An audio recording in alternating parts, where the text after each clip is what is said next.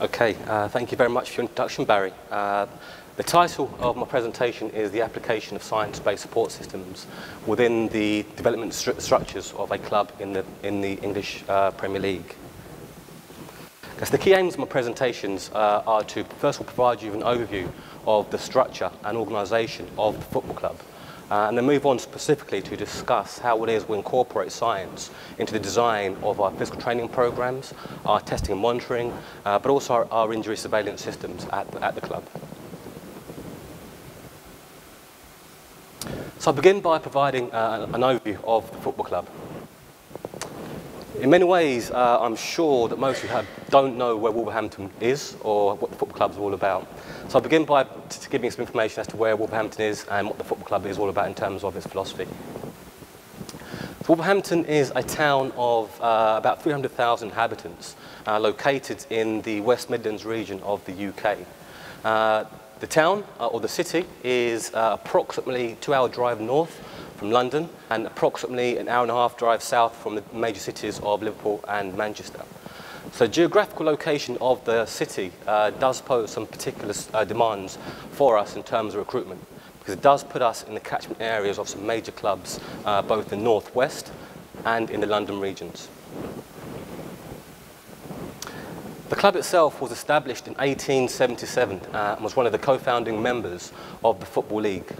Despite several years of dormancy, the club actually remains one of the most historic in English football, having won the league title 4 times and the FA Cup 3 times. So despite this relative dormancy in the last 20, 30 years, it does maintain itself as a fairly historic and prestigious club in the UK. From a training perspective, the training ground based in Compton, which is around a mile away from the town centre, it houses the training facilities for both the academy and the first team. At the training ground, we have access to a fully functional laboratory, and in fact, we're the first sports club in the United Kingdom to have access to such a facility. Now, the performance laboratory isn't a room in which science is undertaken, but rather it's the hub of our testing and monitoring procedures. And having accreditation by BASES, which is the sports sciencing body in the UK, effectively gives us a rubber stamp of quality assurance of our testing and monitoring procedures at the football club. So Wolverhampton Wanderers, we have an idea of who we are, but what are we all about? Well, those of you who followed the final week of the Premier League last week will understand that we're just about maintained our status in the top flight. By 1 point in effect the last 10 minutes of the season. So we know we haven't got the best players in the Premier League, but what we do have is perhaps the hardest working players in the Premier League. A key ethos or key philosophy that we have at the football club is, okay, we might not be the best players, but we will be the hardest working players around. There's some data I have here, which I've taken from the Prozone statistics over the first 19 matches of the league, perhaps illustrates this point. That although our opponents may have had more possession than us, we've outworked them in terms of total distance covered by all 11 players throughout the course of a match, and also in terms of high speed distance throughout the course of a match. So this data suggests that for us to remain competitive, we'll have to work perhaps even harder than our opponents to try and maintain some kind of competitive edge. So this does transcend itself through how it is we train, prepare, for matches not just at first team level, but also further down at the football club. So our academy is illustrated here in our team photo. So the academy has one specific job, and that is to provide players for the first team. Academy encompasses a total of 10 playing squads from the age of under 8 right the way through to the age of under 18. It includes a total of 100 players, 20 full-time staff and over 30 part-time staff that allows this system to operate. In terms of our development pathway, I have here towards the bottom an illustration of how it is we structure and organise development at the football club. So we have 5 distinct phases of development, from fundamental right the way through train to win, and the corresponding age squads that relate to these development phases. Throughout each phase, we have different models of training. So at the fundamental phase, so that's under 8s and under 9s, the aim really is to have fun and for the young players to fall in love with the game. And here we adopt a part-time model. So here the young players will train at weekends and at evenings throughout the course of the playing season. As we progress through, the models become a bit more involved and a bit more sophisticated. At the learning to train phase, we also start to introduce a hybrid model. So under 12, we start to bring kids out from school and train them together with the full-time players on a daily basis. Similarly so, at the training to train phase, a hybrid model is in operation up until the under 16 level, where some players are selected for full-time training throughout the course of the training week.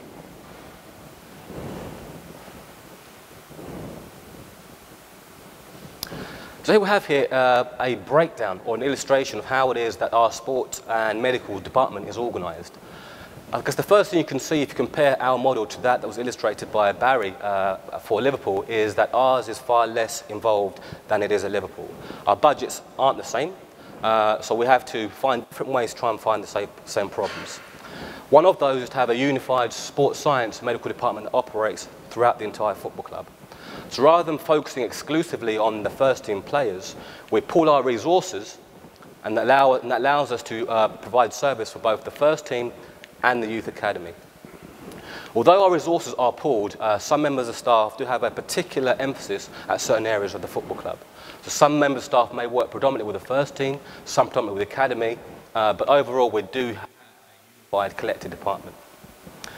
Within this organisation is my role as the physiologist.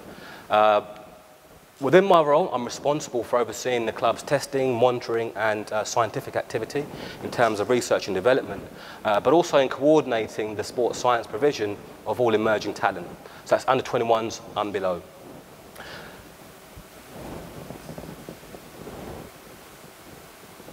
Okay, so I've given an overview there of the football club. I'm now going to move on to speak specifically as to how it is we use science to try to design our physical training programs at the club.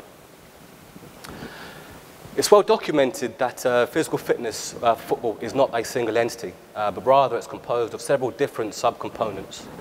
For example, sprint speed, power, flexibility, balance coordination, and so forth.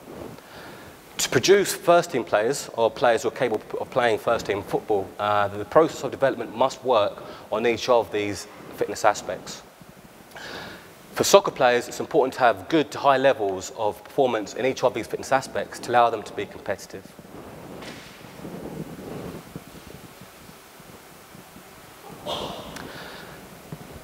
Now, further complicating the process of training young players is this notion of training and growth and maturity.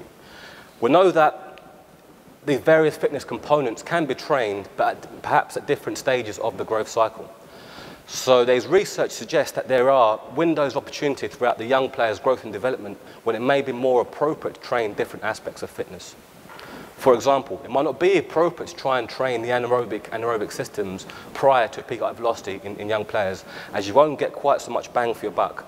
So it might be better to prioritise this level of training for those who are post-pubertal and perhaps focus on other elements such as skill, flexibility and speed in terms of technique for those who are in their pre-pubertal stages. Now, I've included this illustration here, but I would like to perhaps put forward almost a caveat that suggests that it's not necessarily the chronological age of the young player that's important, but rather their biological maturity. So any system of developing young players should have systems incorporating the assessment of biological maturity in place to allow the precise prescription of exercise.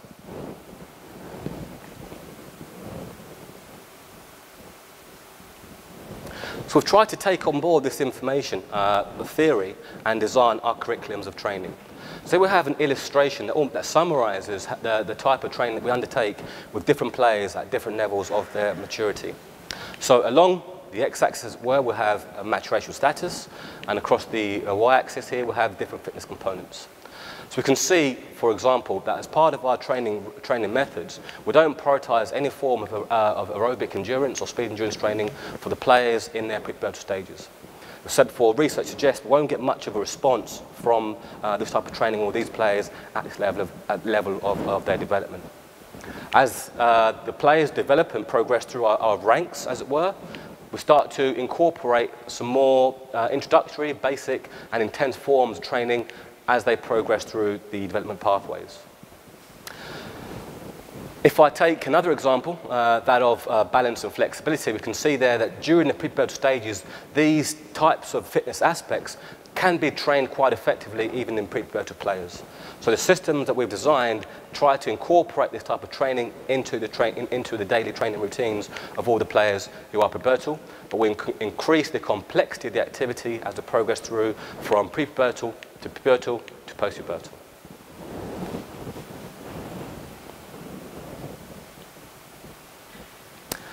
So I apologize here for the small size of the text here in this particular illustration. But hopefully you can see how it is that we've tried to incorporate, try to design the annual training plans for players in the pre-pubertal stages of their development. So here we have the annual plan for players who are pre-pubertal, and I've blocked out a section of training here, one mesocycle of training, in which we have 6 weeks worth of activity, where we unload the players at certain stages, and we undulate the intensity of their flexibility, their core stability, and their speed training throughout the course of this particular cycle. So that's an illustration of a macrocycle for the prepubertal players.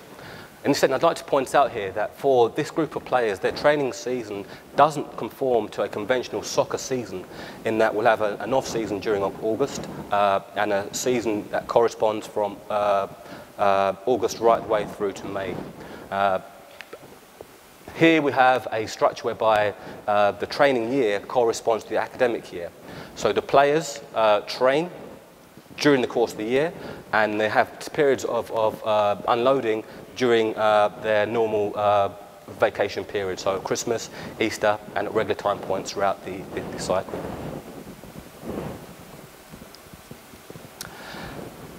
Here is an illustration of a mesocycle, a macrocycle, an annual plan for our postpubertal players. So you can see here the training process is far more complicated, far more involved, and incorporates more of the fitness aspects.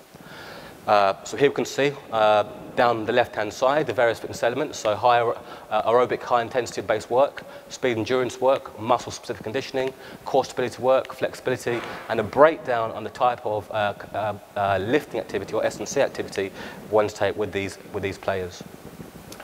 So here is a breakdown or illustration of the first cycle of activity. So this was a 7-week mesocycle, incorporating testing at the beginning of the cycle, and at the end of the cycle we unloaded and also tested the players. And how it is we undulated the activity to try to maximize developments in fitness throughout the course of the cycle. At the bottom here is the S&C activity, or strength and conditioning activity, for this particular group. So these guys would lift on 2 occasions per week, and the activity they undertake incorporating predominantly Olympic-style lifting activity.